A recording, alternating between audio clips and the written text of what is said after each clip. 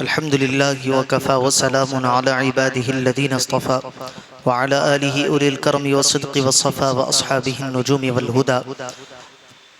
أما بعد، فقد قال سبحانه وتعالى إجلالا وإكراما لشأن عظمة حبيبه: إن الله وملائكته يصلون على النبي يا أيها الذين آمنوا صلوا عليه وسلموا تسليما. اللهم صل على سيدنا محمد وعلى آله وصحبه أفضل صلواتك وعدد معلوماتك وبارك وسلم.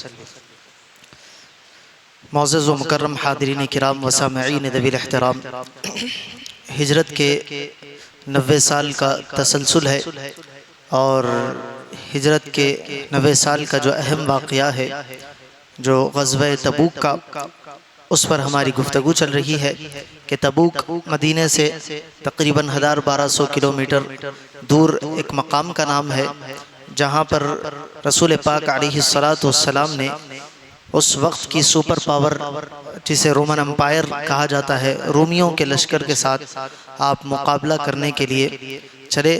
اس وقت مسلمانوں کی حالت کے بارے میں آپ نے سنا کہ قحط کا عالم تھا، کھانے کے لیے کھانا میسر نہیں تھا، سواریاں نہیں تھی۔ اس وقت رسول پاک علیہ السلام نے اعلان کیا تو صحابہ کرام نے جو ہو سکتا تھا رسول پاک علیہ السلام کے قدموں میں لا کر ڈال دیا، جس میں حضرت سیدنا ابو بکر کا سارا مال، حضرت عمر کا آدھا مال، حضرت عثمان نے کئی ہزار دراہم اور اونٹ، گھوڑے وغیرہ، پھر ان کے ساز و سامان کا آپ نے انتظام کیا۔ حضرت عبد الرحمن ابن عوف رضی اللہ تعالیٰ عنہ نے اپنی آدھی دولت حضور پاک علیہ السلام کے قدموں میں نچھاور کر دی۔ پھر اس کے بعد یہ قافلہ تبوک کا 30,000 لشکر کو لے کر تبوک کی جانب رسول پاک علیہ السلام کے ساتھ روانہ ہوا۔ راستے میں کچھ صحابہ کرام جو نہیں چلے تھے واپس اس قافلے سے ملے، اس میں حضرت ابو خیثمہ رضی اللہ عنہ اور حضرت ابو ذر غفاری رضی اللہ تعالی عنہ کا واقعہ ہم نے سنا کہ وہ لوگ کیسے دوبارہ رسول پاک علیہ السلام کے اس قافلے میں شریک ہوئے۔ پھر حضرت ابو ذر غفاری رضی اللہ عنہ کے وصال کا واقعہ بھی ہم نے سماعت کیا۔ اب یہ واقعہ، یہ قافلہ چل رہا ہے، تبوک کے مقام پر ابھی نہیں پہنچا تھا۔ رسول پاک علیہ السلام نے ایک مقام پر پڑاؤ ڈالا، غالباً اس کا نام حجر ہے، اس مقام کا نام۔ وہاں رسول پاک علیہ السلام نے صحابہ کرام کو حکم دیا کہ لشکر کے باہر کوئی تنہا نہیں جائے گا، اگر کوئی باہر جانا چاہتا ہے، کوئی ضروری کام ہے، تو پھر کسی کو ساتھ میں لے کر اس مقام سے جہاں پر لشکر نے پڑاؤ ڈالا ہے وہاں سے نکلے۔ تمام صحابہ کرام نے اس بات پر عمل کیا۔ ایک صحابی رسول رفع حاجت کے لیے، ضرورت سے فارغ ہونے کے لیے اکیلے ہی نکل گئے، تو روایت میں آتا ہے کہ اچانک ایک غیب سے ہاتھ آیا یا کوئی آیا اور آ کر ان کا گلا گھوٹا، اسی مقام پر وہ انتقال کر گئے۔ حضور کی بات نہیں مانے، ان کا انتقال ہو گیا۔ پھر ایک صحابی رسول کا گھوڑا جو ہے بھاگ گیا تھا، تو وہ اکیلے ہی اس گھوڑے یا اونٹ کو پکڑنے کے لیے لشکر سے الگ ہو کر اونٹ کے پیچھے چلے گئے۔ آندھی کا، ہوا کا ایک ایسا جھونکا آیا کہ ان کو ہوا میں اڑا کر دور کسی پہاڑ پر لے جا کر ان کو پٹک دیا گیا۔ صرف یہ 2 صحابہ کرام کا ذکر آتا ہے کہ انہوں نے حضور پاک علیہ السلام کے حکم پر عمل نہیں کیا، لشکر سے ہٹے، اور دونوں کے ساتھ میں یہ معاملہ پیش آیا۔ جب رسول پاک علیہ السلام کے سامنے یہ واقعہ بیان ہوا تو حضور نے فرمایا کہ میں نے تم سے پہلے کہا تھا کہ لشکر سے جدا نہیں ہونا، یہ نافرمانی کرنے کا نتیجہ ہے۔ پھر اس میں کچھ منافقین بھی شامل تھے۔ حضور پاک علیہ السلام کا اونٹ جو ہے گم ہو گیا، کسی مقام پر وہ بھاگ گیا، تو منافقین تانا دینے لگے کہ یہ کہتے ہیں کہ یہ اللہ کے رسول ہے اور ان کی جانب وحی آتی ہے، غیب کی باتیں ان کو معلوم ہوتی ہے، دیکھو اپنے اونٹ کا خود پتہ نہیں لگا سک رہے ہیں، اونٹ ڈھونڈنے کے لیے صحابہ کرام کو بھیج رہے ہیں۔ اڑتے اڑتے رسول پاک علیہ السلام تک یہ بات پہنچی تو حضور پاک علیہ السلام نے صحابہ کرام کو بلایا اور کہا کہ میں نے یہ کلمات سنے ہیں کہ کوئی ایسا کہہ رہا ہے، زید بن لست کچھ نامی منافق تھا۔ حضور نے فرمایا کہ جاؤ اس گھاٹی میں فلاں مقام پر فلاں درخت کے ٹہنی پر میرے اونٹ کی جو رسی ہوتی ہے اس میں پھنس گئی ہے، اس مقام پہ جاؤ اور میرے اونٹ کو لے کر آؤ۔ صحابہ کرام اس مقام پر گئے اور جس درخت کی نشاندہی کی تھی اس درخت کے پاس گئے، تو جس طرح رسول پاک نے کہا تھا کہ اونٹ کی جو ہے رسی اس درخت کی ٹہنی میں پھنس گئی تھی، اسی حالت میں اونٹ کو پایا۔ تو حضور پاک علیہ السلام کا معاملہ یہ تھا کہ غیب کی باتیں آپ جانتے تھے اللہ کے بتائے ہوئے سے، لیکن اس کا اظہار نہیں فرماتے تھے۔ جہاں اظہار کرنا ہوتا تھا وہیں پر اظہار کیا جاتا تھا۔ معجزوں کا بھی وہی معاملہ ہے، غیب کی باتوں کا بھی وہی معاملہ ہے۔ پھر اولیاء کرام سے جو کرامات ہوتی ہے، کرامات دکھانے کے لیے نہیں ہوتی، جب اس کا موقع ہوتا ہے اس وقت وہ کرامات ظاہر کی جاتی ہے، ہمیشہ کرامتوں کا ظہور نہیں ہوتا۔ اور جو بات اس سے ہم کو اندازہ بھی ہوتا ہے کہ جو بات جہاں پر جس وقت کہنا چاہیے اسی وقت کہنی چاہیے۔ حضور نے جب کہا کہ وہ کہہ رہا ہے ایسا، حضور نے کہا کہ جاؤ فلاں مقام پر فلاں جھاڑ میں کہ اس میں اونٹ وہاں پر پھنسا ہوا ہے، اس کو لے کر آؤ۔ صحابہ کرام پہنچے تو اسی حالت میں پایا جس طرح رسول پاک علیہ السلام اپنے خیمے میں بیٹھ کر آپ نے ارشاد فرمایا تھا۔ پھر حضور پاک علیہ السلام اب وہاں سے نکلنے لگے تو فرمایا کہ کل صبح صادق کے وقت تم تبوک کے چشمے پر، تبوک کے اندر ایک چشمہ تھا مشہور، اس کے پاس تم پہنچ جاؤ گے، اور اگر میرے آنے میں تاخیر ہو، تم میں سے کوئی پہلے پہنچ جائے تو میرے آنے تک اس چشمے کا پانی کوئی استعمال نہ کرے۔ کچھ صحابہ کرام پہلے پہنچ گئے، بعض روایت میں آتا ہے کہ کچھ صحابہ کرام نے ہاتھ بھی ڈال دیا تھا، لیکن جب رسول پاک علیہ السلام اس چشمے کے پاس پہنچے، صحابہ کرام بھی ساتھ میں پہنچے، تو دیکھا کہ باریک دھار جس طرح چشمے کی ہوتی ہے، بالکل تھوڑا سا پانی ابل رہا ہے۔ رسول پاک علیہ السلام نے کہا کہ اس چشمے کے پانی کو ایک کیا کہتے ہیں کنڈے میں جمع کرو اور کٹورے میں جمع کرو، جمع کر کے میرے پاس لاؤ۔ حضور پاک علیہ السلام کے حکم پر صحابہ کرام نے وہ پانی رسول اللہ کے پاس پیش کیا۔ حضور پاک علیہ السلام نے اس میں اپنا ہاتھ ڈالا اور پانی کو منہ میں لیا اور اس پانی میں کلی کر دی رسول پاک علیہ السلام نے۔ پھر اپنا ہاتھ منہ دھویا اس پانی سے۔ جو پانی حضور کا استعمال کیا ہوا تھا دوسرے کنڈے میں، اس کے بارے میں حکم دیا کہ یہ لے جاؤ اور جس مقام پر وہ چشمہ ابل رہا ہے وہاں پر ڈال دو۔ حضور کا وہ ہاتھ اور منہ دھویا ہوا، کلی کیا ہوا پانی صحابہ کرام لے گئے، لے جا کر اس مقام پر ڈالا جہاں سے ہلکا سا پانی نکل رہا تھا۔ جیسے ہی وہ پانی ڈالنا تھا، صحابہ کرام فرماتے ہیں کہ اس جگہ سے موٹی دھار بہنے لگی۔ اتنا تیز پانی آیا کہ 30,000 کا جو لشکر تھا وہ سارے تمام صحابہ کرام اس کو سیر ہو کر پیے، اور جتنے جانور صحابہ کرام کے ساتھ موجود تھے وہ جانور بھی اس سے سیراب ہو کر پیے۔ اتنا پانی اس چشمے سے نکلا۔ پھر اس کے بعد رسول پاک علیہ السلام نے تبوک کے مقام پر ڈیرا ڈالا اور رومیوں کے لشکر کا انتظار کرنے لگے۔ اب رومیوں کے جو مخبر تھے خبر لے کر گئے کہ رسول اللہ صلی اللہ علیہ وسلم 30,000 کا لشکر جرار لے کر مدینے سے تبوک کے مقام تک آ گئے ہیں۔ تو رومیوں پر اس بات کا ایسا اثر پڑا کہ وہ اپنے گھروں میں قید ہو کر رہ گئے، گھروں سے باہر نکلنا بھی وہ پسند نہیں کی۔ حالانکہ مسلمانوں پر حملہ کرنے کی وہ لوگ تیاری کر رہے تھے اور بڑی بہترین تیاری انہوں نے کی تھی۔ 1,00,000 سے زائد کا لشکر اس کے سپہ سالار کے پاس، جو بادشاہ تھا ہرقل روم کا، اس کے پاس موجود تھا، جو مسلمانوں پر حملہ کرنے کے لیے تیار تھا۔ لیکن جب رسول پاک علیہ السلام کا یہ تیور دیکھا کہ مدینے سے 1,000 سے زائد کلومیٹر کا سفر طے کر کے رومیوں سے لڑنے کے لیے آئے ہیں، صرف اس بات کا ایسا اثر اور ایسا قہر ان کے اوپر نازل ہوا کہ وہ اپنے گھروں سے باہر بھی نہیں نکلے۔ حضور پاک علیہ السلام 20 دن تک اس مقام پر پڑاؤ ڈال کر ان کا انتظار کرتے رہے۔ 20 دن تک وہ لوگ اپنے قلعوں سے، اپنے گھروں سے باہر نکلنے کے لیے تیار نہیں تھے۔ حضور نے جب دیکھا کہ یہ لوگ ہتھیار ڈال چکے ہیں اور ان کے قدم لڑکھڑا گئے ہیں، حضور پاک علیہ السلام نے وہاں سے واپسی کا ارادہ کیا۔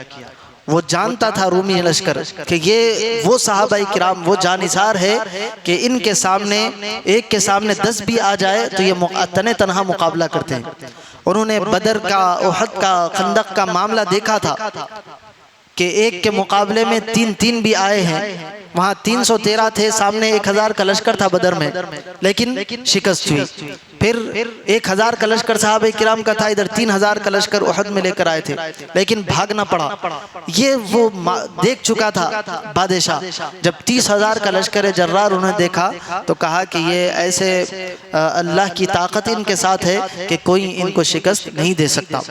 جب ان پر یہ ڈر اور خوف مسلط ہوا، حضور پاک علیہ السلام وہاں سے پھر دیگر قبائل کے پاس رسول پاک علیہ السلام نے قاصدوں کو بھیجا تاکہ وہ اسلام قبول کرے یا جزیہ دے۔ تو بہت سارے قبیلے والوں نے اسلام قبول کیا، بہت سارے قبیلے والوں نے جزیے کے طور پر بہت سارا مال مسلمانوں کے لیے پیش کیا۔ اس کے بعد ایک بادشاہ کا نام آتا ہے عقیدر، یہ دومت الجندل کا بادشاہ تھا۔ حضور پاک علیہ السلام نے وہیں سے حضرت خالد ابن ولید رضی اللہ عنہ کو اس کی جانب روانہ کیا اور کہا کہ جب تم اس کے پاس جاؤ گے تو تم اس کو ایک نیل گائے کا شکار کرتے ہوئے پاؤ گے، تم اس کو قتل نہیں کرنا بلکہ گرفتار کر کے میرے پاس لے کر آنا۔ حضرت خالد ابن ولید رضی اللہ تعالی عنہ جب گئے تو انہوں نے دیکھا کہ وہ عقیدر جو بادشاہ تھا اپنے تخت پر بیٹھا ہے، اپنے وزراء سے بات کر رہا ہے، اور خالد ابن ولید کو اللہ کے رسول نے یہ کہہ کر بھیجا تھا کہ وہ محل سے باہر نہیں نکلے گا، شکار کے لیے آئے گا، اس وقت تم اس کو پکڑنا۔ اب جب وہ گئے ہیں محل کے باہر تو سیکیورٹی ہے اور وہ بڑے تذک و احتشام کے ساتھ بیٹھا ہوا ہے اپنے وزراء کے ساتھ۔ حضرت خالد پریشان ہوئے کہ تھے اللہ کے رسول نے تو کہا تھا کہ شکار کرتے ہوئے پایا جائے گا۔ اچانک یہ ہوا کہ ایک جنگل سے بھاگتے ہوئے گائے آئی اور بادشاہ کے محل کے دروازے کے پاس بڑی زور سے اس دروازے کو مارا اور مار کر بھاگنے لگی۔ تو وہ بادشاہ جو اپنی سیکیورٹی میں بیٹھا ہوا تھا اس نے دیکھا کہ گائے آئی ہے، مار کر جا رہی ہے، تو اس نے اس کے شکار کا ارادہ کیا۔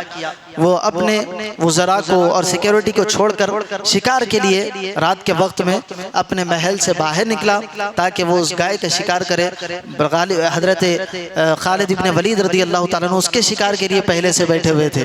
حضرت خالد ابن ولید رضی اللہ تعالیٰ عنہ نے اس کو گرفتار کر لیا۔ اس کا بھائی لڑنے کے لیے آیا اور تلوار وغیرہ اٹھانے لگا تو حضرت خالد ابن ولید رضی اللہ تعالیٰ عنہ کے ساتھ جو سوار تھے انہوں نے اس کے بھائی کو ختم کر دیا۔ حضرت خالد ابن ولید رضی اللہ تعالیٰ عنہ اس کو گرفتار کیے اور مدینہ منورہ میں لے کر آئے۔ حضور پاک علیہ السلام کے پاس جب اس کو پیش کیا گیا تو اس نے بھی بہت زیادہ مال اور پیسہ وغیرہ دے کر اپنی طرف سے جو جزیہ ہوتا ہے وہ دے کر اپنی رہائی کا سامان کیا، اور اس سے مسلمانوں کو بہت زیادہ پھر فائدہ بھی ہوا۔ اس کے بعد یہ جو غزوہ ہوا اس کے اندر لڑائی نہیں ہوئی۔ حضور پاک علیہ السلام واپس آنے کا ارادہ فرما لیے اب تبوک سے، اس کے اندر لڑائی نہیں ہوئی، اور رسول پاک علیہ السلام کی عمر مبارکہ کا یہ آخری غزوہ تھا، اور اس میں صرف ایک صحابی رسول کا وصال ہوا، وہ تھے حضرت عبداللہ رضی اللہ تعالیٰ عنہ، اور ان کا لقب حضرت عبداللہ کا ذوالبجادین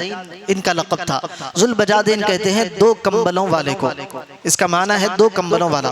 ان کا واقعہ یہ تھا کہ یہ مکے کے رہنے والے تھے۔ جب رسول پاک علیہ السلام کو بچپن سے دیکھ رہے تھے، جب شعور کو پہنچے اور دیکھا کہ رسول پاک علیہ السلام نے نبوت کا اعلان کیا ہے، صحابہ کرام اسلام قبول کر رہے ہیں اور ان پر کیسی کیسی تکالیف ہو رہی ہے، اس کی وجہ سے ان کے اندر بھی اسلام کے لیے محبت پیدا ہوئی اور اسلام کے قبول کرنے کا جذبہ پیدا ہوا۔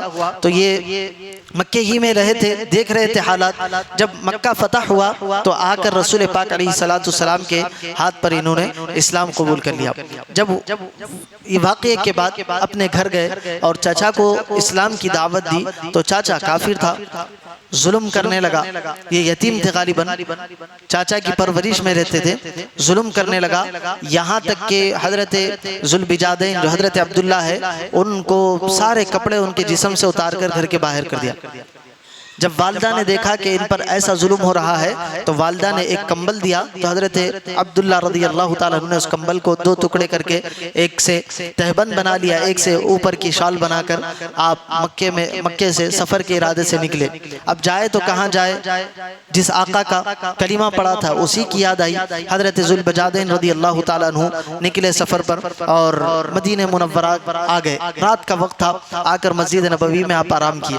فجر کے وقت میں جب رسول پاک علیہ السلام آئے تو حضور کے سامنے جب پیش ہوئے تو حضور نے دیکھ کر فرمایا ارے یہ تو 2 کمبلوں والا ذوالبجادین ہے۔ تو ان کا نام عبداللہ تھا، لیکن حضور نے جو لقب دے دیا ان کو اتنا پسند آیا کہ وہ اسی سے پکارے گئے اور اسی سے مشہور ہوئے۔ اب اس کے بعد یہ اصحاب صفہ کے ساتھ رہنے لگے، صفہ کے چبوترے پہ جو مسجد نبوی کا مدرسہ تھا اسی میں پڑھنے لگے، اور بہت زیادہ شوق کے ساتھ قرآن کی تلاوت کیا کرتے، بہت عمدہ آواز کے ساتھ، بلند آواز کے ساتھ قرآن کی تلاوت کرتے اور لوگوں کو سکھاتے قرآن، یہی ان کا مشغلہ تھا۔ جب تبوک کا موقع آیا تو حضرت ذوالبجادین رسول پاک علیہ السلام کے پاس آئے اور آ کر کہا کہ یا رسول اللہ صلی اللہ علیہ وسلم مجھے شہادت کا شوق ہے، یا رسول اللہ مجھے شہادت کی دعا دیجیے۔ تو حضور پاک علیہ السلام نے کہا کہ جاؤ کسی درخت کی ٹہنی کو توڑ کر لاؤ۔ حضرت ذوالبجادین گئے اور درخت کی ٹہنی توڑ کر لائے تو حضور نے ان کے کاندھے پر، ہاتھ پر باندھا، بازو پر باندھ کر کہا کہ اے اللہ، میں نے کفار پر اس کا خون حرام کر دیا ہے، کافروں پر اس کا خون حرام کر دیا۔ تو حضرت ذوالبجادین رضی اللہ تعالی عنہ کہنے لگے کہ یا رسول اللہ میرا مقصد تو شہادت ہے، لیکن آپ دعا دے رہے ہیں کہ کفار پر خون حرام ہے، اگر کفار میرا قتل نہیں کریں گے تو پھر شہادت کیسے نصیب ہوگی؟ تو حضور نے فرمایا کہ اب ہم تبوک پر غزوے میں جا رہے ہیں، اگر اس غزوے میں بخار کے ذریعے بھی تمہاری موت ہو جائے تو اللہ تعالیٰ تمہیں شہادت کا موقع عطا، تمہارے شہادت کا وہ مقام عطا فرمائے گا۔ تو ہوا یہی کہ راستے میں حضرت ذوالبجادین رضی اللہ تعالیٰ عنہ کا انتقال ہو گیا۔ حضور پاک علیہ السلام نے حضرت بلال رضی اللہ تعالیٰ عنہ کو کہا کہ ان کے لیے قبر کی تیاری کی جائے۔ جب ان کی قبر مبارک بنا دی گئی تو حضور پاک علیہ السلام خود بنفس نفیس آپ کی قبر انور میں اترے۔ حضور قبر انور میں اترے، حضرت ابو بکر کو، حضرت عمر کو حکم دیا کہ ان کے ناشے کو لے کر میرے پاس آؤ۔ وہ لوگ حضرت ابو بکر، حضرت عمر ان کی ناش کو اٹھا کر لے کے آئے۔ پھر حضور پاک علیہ السلام نے اپنے دست اقدس سے ان کو قبر میں سلایا اور کچی اینٹوں سے حضور پاک علیہ السلام نے ان کی قبر کو بند کیا۔ یہ منظر جب حضرت عبداللہ ابن مسعود رضی اللہ تعالیٰ عنہ اس حدیث کے راوی ہے، وہ فرماتے ہیں کہ جب میں نے یہ منظر دیکھا ذوالبجادین کا تو میں یہ تمنا کرنے لگا کہ کاش ذوالبجادین کی جگہ میرا لاشا ہوتا، کاش میں مر جاتا، میری قبر انور میں حضور اترتے اور اپنے ہاتھوں سے حضور پاک علیہ السلام مجھ کو دفناتے۔ حضور پاک علیہ السلام سے محبت کا صحابہ کرام کا یہ ایک معاملہ بھی تھا۔ اب حضور جب واپس ہونے لگے تو جب تبوک کے سفر پر جا رہے تھے تو وہ منافقین جو اس سفر میں آنے کے لیے بہانے کر رہے تھے، کوئی کہہ رہا تھا کہ اتنی دور جاؤں گا تو رومیوں کی عورتیں جو ہے خوبصورت ہوتی ہے اور اس کو دیکھ کر میرا دل کہیں مچل نہ جائے، میں اس خوف میں مبتلا ہوں، اسی لیے میں اس لشکر میں نہیں چلوں گا۔ کوئی کہہ رہا تھا کہ دھوپ زیادہ ہے، کوئی اپنے بال بچوں کی دہائی دے کر اس لشکر سے بچنے لگے اس غزوے میں جانے کے لیے، کیونکہ ان کو پتا تھا کہ سامنے رومیوں کا لشکر ہے، بڑی سخت لڑائی ہوگی۔ لیکن اللہ کے حبیب دیکھ رہے تھے، اللہ کے حبیب نے اعلان کر دیا کہ جو آئے گا وہ مسلمان اور صحابی کہلائے گا، جو نہیں آئے گا وہ منافق ڈکلیئر کر دیا جائے گا۔ اس کے باوجود بھی منافقین جو ہے حیلے بہانے کرنے لگے۔ حضور نے سب کو اجازت دی، جو آنا چاہتا ہے ویلکم، جو نہیں آنا چاہتا اس کو چھوڑ دیا۔ اس کے بعد جب حضور سفر پہ روانہ ہو رہے تھے تو یہ منافقین آئے اور آ کر کہنے لگے کہ یا رسول اللہ، ہم نے بوڑھوں کے لیے اور معذوروں کے لیے مسجد نبوی سے کچھ فاصلے پر ایک مسجد بنائی ہے، آپ اب جا رہے ہیں سفر پر تو ہماری مسجد میں بھی آئے، وہاں نماز پڑھائے تاکہ ہماری مسجد جو ہے برکت والی بن جائے۔ تو حضور نے کہا کہ ابھی تو میں سفر پر جا رہا ہوں، میرے پاس اتنا وقت نہیں ہے، سفر سے واپسی کے وقت میں ہم یہ معاملہ دیکھیں گے۔ تو وہ لوگ خوش ہو گئے کہ واپسی کے وقت رسول پاک علیہ السلام آئیں گے۔ لیکن یہ مسجد وہ مسجد تھی جہاں منافقین بیٹھ کر اسلام کے خلاف سازشیں کرتے تھے کہ اسلام کو کیسے نقصان پہنچائے، اور رسول پاک علیہ السلام کے صحابہ کو ان کے اور خود رسول پاک علیہ السلام کو کیسے نقصان پہنچایا جائے، وہ یہ پلاننگ اس مسجد میں کیا کرتے تھے۔ حضور پاک علیہ السلام جب واپس آنے لگے، اللہ تبارک و تعالیٰ نے سورہ توبہ کی آیتوں کو نازل فرمایا کہ وَالَّذِينَ اتَّخَذُوا مَسْجِدًا ضِرَارًا وَكُفْرًا وَتَفْرِيقًا بَيْنَ الْمُؤْمِنِينَ وَإِرْصَادًا لِمَنْ حَارَبَ اللَّهَ وَرَسُولَهُ مِنْ قَبْلِ۔ یہ مسجد زرار جس کا نام ہے، انہوں نے تکلیف پہنچانے کے لیے یہ مسجد بنائی ہے اور ان کے ارادے مسلمانوں کے اندر پھوٹ ڈالنے کے ہیں اور یہ مدد کر رہے ہیں ان کی جو کافر ہے۔ اس طرح کی آیتیں اللہ تبارک و تعالیٰ نے نازل فرمائی، اور اللہ نے کہا وَلَا يَحْلِفُنَّ إِنْ أَرَدْنَا إِلَّا الْحُسْنَى، ان کا ارادہ اچھا نہیں ہے رسول، وَاللَّهُ يَشْهَدُ إِنَّهُمْ لَكَاذِبُونَ، اور اللہ گواہی دیتا ہے کہ یہ لوگ جو بول رہے ہیں کہ یہ لوگ بوڑھوں کے لیے، معذوروں کے لیے، آسانی کے لیے مسجد بنائے، یہ جھوٹے ہیں، یہ جھوٹ بول رہے ہیں۔ اللہ تبارک و تعالیٰ اس پر گواہی دے رہا ہے۔ پھر اللہ تعالیٰ نے آگے ایک اور مسجد کا ذکر کیا، لا تقم فیہ ابدا، اے حبیب آپ اس مسجد میں کھڑے نہیں ہونا، لمسجد اسس علی التقوی من اول یوم احق ان تقوم فیہ، بلکہ اس مسجد میں کھڑے ہو جائیے جس کی بنیاد اللہ کے پیارے بندوں نے تقوی کی بنیاد پر اس کو بنایا ہے، اللہ سے ڈرتے ہوئے جس مسجد کی تعمیر کی گئی۔ فیہ رجال یحبون ان یتطہروا، اس میں ایسے مردان خدا رہتے ہیں جن کو پاکی بہت پسند ہے، وہ بہت پاکیزہ ہے، واللہ یحب المطہرین، اور اللہ پاک صاف رہنے والوں سے محبت کرتا ہے۔ یہ کون سی مسجد تھی؟ مسجد زرار میں کھڑے ہونے سے منع فرمایا، اور جس مسجد میں کھڑے ہو کر نمازیں پڑھنے کا اور وہاں کے لوگوں کے تقوی کا اللہ نے قرآن میں اعلان کیا، وہ مسجد قباء تھی۔ قباء جو صحابہ کرام نے تعمیر کرائی، اس کے بارے میں فرمایا کہ یہ تقوی کی بنیاد پر اس کو بنایا گیا ہے، اور اس کو بنانے والے متطہر ہے، طہارت کو زیادہ پسند کرتے ہیں، اور اللہ اس طہارت کی وجہ سے ان کو محبوب رکھتا ہے۔ وہاں کے صحابہ کرام کے جنہوں نے قباء تعمیر کی، قباء کے لیے جگہ دی، قباء کو جو آباد کیے تھے، ان سے اس بارے میں پوچھا گیا کہ تم کون سا ایسا عمل کرتے ہو جس کی وجہ سے اللہ تعالیٰ نے تمہاری طہارت کی گواہی قرآن مجید میں دی ہے، قرآن کی آیتوں میں تمہاری طہارت کا اعلان کیا؟ تو انہوں نے کہا کہ ہمارا عمل یہ ہے کہ جب ہم طہارت سے فارغ ہوتے ہیں تو پانی کا جہاں استعمال کرتے ہیں، پانی سے پہلے مٹی کے ڈھیلوں کا استعمال کرتے ہیں، ڈھیلے بھی استعمال کرتے ہیں، ڈھیلے سے طہارت ہو جاتی ہے اور پانی سے بھی طہارت ہوتی ہے، وہ لوگ دونوں کا استعمال کرتے تھے۔ اسی لیے صحابہ کرام نے فرمایا کہ تم جو یہ معاملہ کرتے ہو، اسی وجہ سے اللہ تبارک و تعالیٰ نے تمہاری طہارت کا اور پاکیزگی کا اعلان قرآن مجید میں کیا۔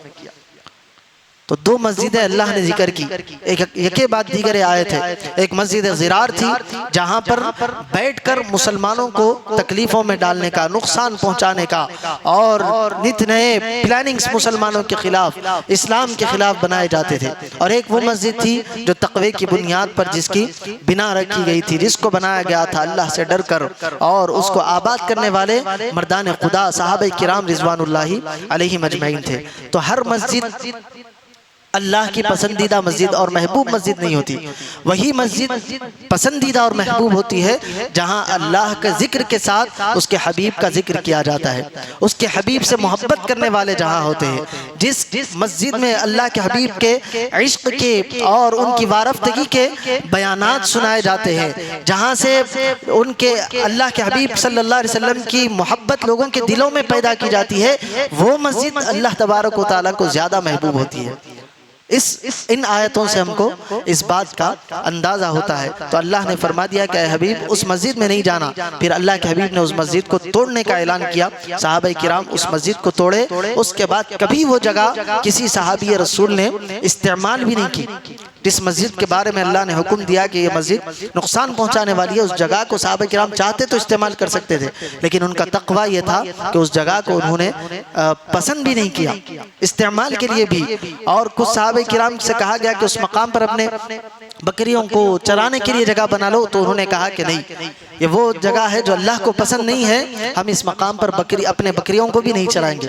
ایسا تقوی صحابہ کرام رضوان اللہ علیہم اجمعین کا تھا، جو اللہ اور اس کے رسول سے بے انتہا عشق اور محبت کیا کرتے تھے۔ تو یہ غزوہ تبوک کا مختصر واقعہ آپ کے سامنے رکھا گیا۔ انشاءاللہ یہاں سے جو آگے کے واقعات ہیں اس کو ہم آئندہ رمضان کے مہینے کے بعد جو ہے پھر سے اس کا آغاز کریں گے، اور غالباً میلاد شریف تک حضور پاک علیہ الصلوۃ والسلام کی سیرت ہمارے پاس مکمل ہو جائے گی انشاءاللہ تعالی۔ آنے والے چند دنوں میں رمضان کا مہینہ آنے والا ہے، اس کی تیاری خوب ذوق کے ساتھ، شوق کے ساتھ کرنا ہے۔ ہمارے پاس رمضان کی تیاری فروٹ لانا اور کھجور لا کے رکھ لینا، حلیم کہاں کی اچھی ہے اس کی تیاری کر لینا، اس کو رمضان کی تیاری نہیں بولتے۔ اچھے کپڑوں کی مارکیٹ دیکھ لینا، کہاں کپڑے سستے مل رہے ہیں، کہاں آفراں چل رہے، اس کو بھی رمضان کی تیاری نہیں بولتے۔ رمضان کی تیاری کیا ہے؟ ابھی سے قرآن پڑھنے کا شوق رکھنا، کثرت سے قرآن شریف کی تلاوت کرنا، نمازوں کا اپنے آپ کو پابند بنانا۔ کیوں؟ کیونکہ یہ عام نمازوں سے ہٹ کر ایک نماز تراویح کی بھی آنے والی ہے، جس میں آپ کو ٹھہر کر قرآن مجید سننا ہے۔ ابھی سے آپ نماز میں ٹھہرنے کے عادی نہیں ہوں گے تو جب ٹھہریں گے تو دیکھتے ہیں کہ ایک ٹانگ پہ جا رہے پھر دوسرے ٹانگ پہ آ رہے، پھر 2 رکعت کے بعد بیٹھ جاتے۔ کب تک؟ امام صاحب پہلی رکعت کا رکوع کرتے، اس طرح عبادت ہو جاتی، لیکن جو عبادت اللہ چاہتا ہے وہ عبادت نہیں ہوتی۔ تو ابھی سے آپ کثرت نوافل کے ذریعے 5 وقتہ نمازوں کی پابندی کریں، اس کے ساتھ نوافل سنتیں اس کی عادت ڈالیں، تاکہ رمضان کا مہینہ آنے کے بعد آپ کو دشواری نہ ہو۔